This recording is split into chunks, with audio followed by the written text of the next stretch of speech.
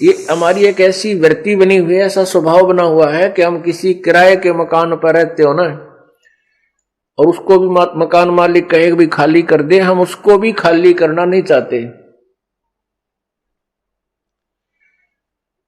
उसको भी खाली करने में हम बहुत दिक्कत महसूस करते हैं। और अपने मकान से कोई कहे खाली कर दे तो मतलब है कौन ही, लेकिन अपना मकान है ही नहीं, वो मकान फिर खाली करना होगा क्योंकि मृत्यु होगी। इसी प्रकार इस शरीर में हम रह रहे हैं, एक सराय है चलती फिरती, एक कोठड़ी है। परमात्मा ने सूझबूझ से हम इस जीव को इसमें फिट कर रखा है, इस काल, इस 5 तत्व के महल में। अब इसका समय पूरा हो जाता, जितने समय का इसने किराया दे रखा है शरीर का, तब तक परमात्मा ने ये महल इसको दे रखा है जीव को। और जब इसका समय आ जाएगा तो इसको छोड़ देना चाहिए, समझदार व्यक्ति होता है।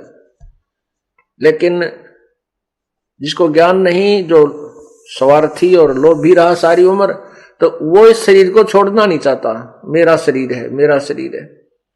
तो यम के दूत फिर अंदर से उसको बुरी तरह पीट के और उसको भयभीत करके, बुरी बुरी आकृतियां दिखाकर, बाले दिखाकर उसको भयभीत करते हैं। फिर वो डरता, टट्टी पेशाब निकल जाता भयभीत होकर के, और वो फिर भागने की चेष्टा करता है शरीर छोड़ के। वैसे राजी खुशी नहीं छोड़ता।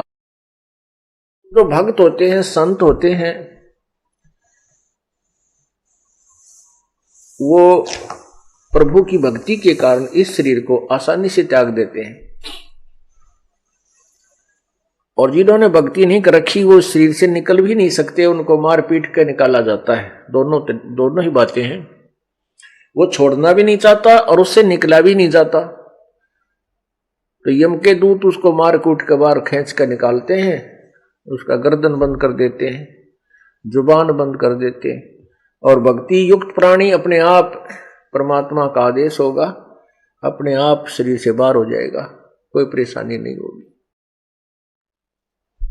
और फिर सामने प्रभु खड़े दिखाई देंगे उसको गुरुदेव के रूप में, और उसको ऐसा लगेगा जैसे कोई सपना हो गया हो। मृत्यु नहीं लगती उसको ऐसा होगा जैसे कहीं सौपन सा लगेगा, क्योंकि सौपन में सौपन नहीं लगता, वो ओरिजिनल नजर महसूस होता है। हम आपको इसलिए बता रहे हैं कि आपको जब वहां जाओगे तो ऐसा लगेगा जैसे सौपन में होता है।